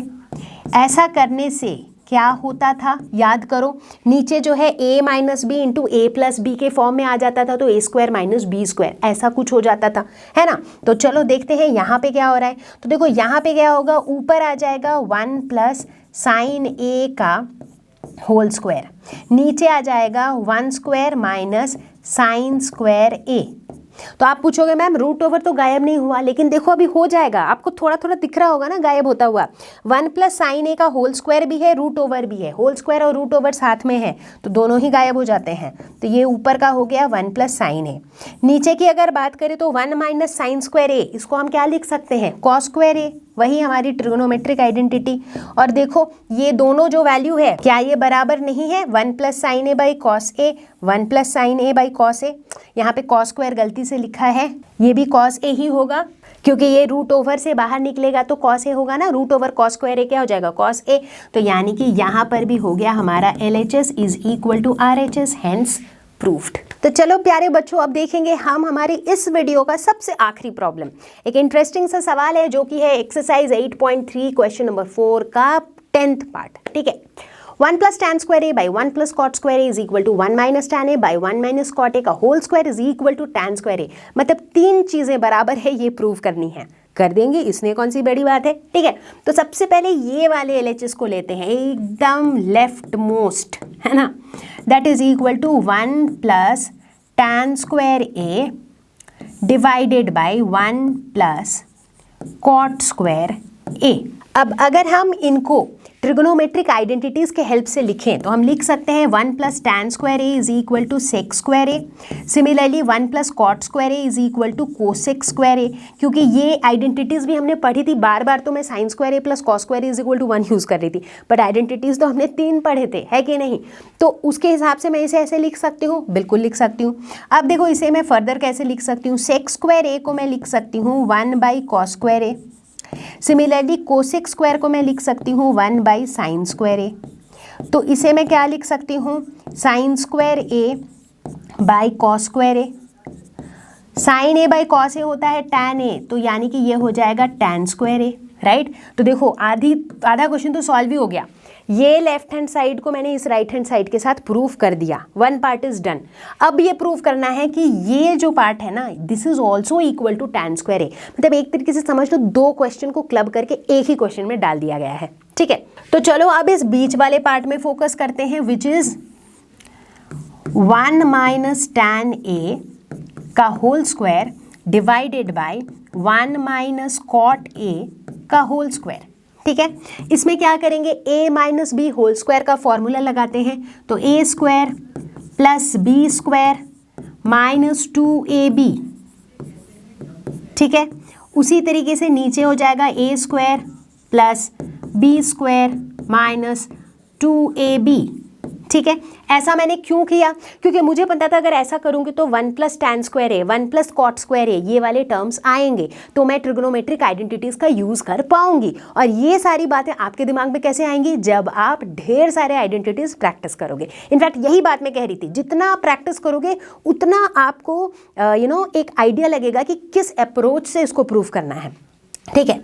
1 + tan स्क्वायर ए को हम क्या लिख सकते हैं, हम लिख सकते हैं sec square A minus 2 tan a divided by 1 + cot square A को लिख सकते हैं cosec square A minus 2 cot a, ठीक है। अब इसको क्या लिख सकते हैं, इसको अब हम साइन कॉस के टर्म्स में लिखते हैं, ठीक है। तो इसको हम लिख सकते हैं सेक स्क्वायर ए को लिख सकते हैं 1/cos स्क्वायर ए माइनस इसको लिख सकते हैं 2 sin a/cos a। ठीक उसी तरीके से कोसेक स्क्वायर को लिख सकते हैं 1/sin square A minus 2 cos a/sin a, ठीक है। इसे अगर हम फर्दर कैलकुलेट करें तो यहाँ पे न्यूमरेटर का नीचे का एलसीएम हो जाएगा cos स्क्वायर ए, तो ये हो जाएगा 1 - 2 sin a cos a divided by denominator के केस में भी उसका हो जाएगा LCM sign square A 1 - 2 sin a cos a। अब ये पूरा term 1 - 2 sin a cos a ये कैंसिल आउट हो जाएगा, so this comes out to be sine square a by cos square a which is equal to tan square a and hence proved. तो basically मैंने क्या किया, पहले left hand side को लिया, इसको tan स्क्वायर ए के प्रूफ किया बराबर, फिर बीच वाले को लिया, इसको भी tan स्क्वायर ए के बराबर प्रूफ किया एंड वी आर डन। तो बच्चा पार्टी इसी के साथ हम आ पहुंचे हैं इस वीडियो के एंड तक, और मुझे पूरी उम्मीद है कि आपने ये पूरा वीडियो देखा होगा, यानी कि आप अभी भी मेरे साथ हो। और अगर आपने ये पूरा वीडियो देखा है तो मैं उम्मीद करती हूँ कि आपके कॉन्सेप्ट हुए होंगे क्रिस्टल क्लियर, और अगर ऐसा हुआ है तो कॉमेंट में ज़रूर लिख के बताना कि कॉन्सेप्ट हुआ क्रिस्टल क्लियर। और हाँ, ढेर सारे क्वेश्चंस खुद से सॉल्व करते रहो ताकि ट्रिग्नोमेट्री के क्वेश्चंस करने में मज़ा ही आ जाए, ठीक है। तो मैं आपको जल्दी ही मिलती हूँ एक और ज़बरदस्त मज़ेदार वीडियो के साथ। तब तक के लिए stay home, stay safe, take care, bye bye.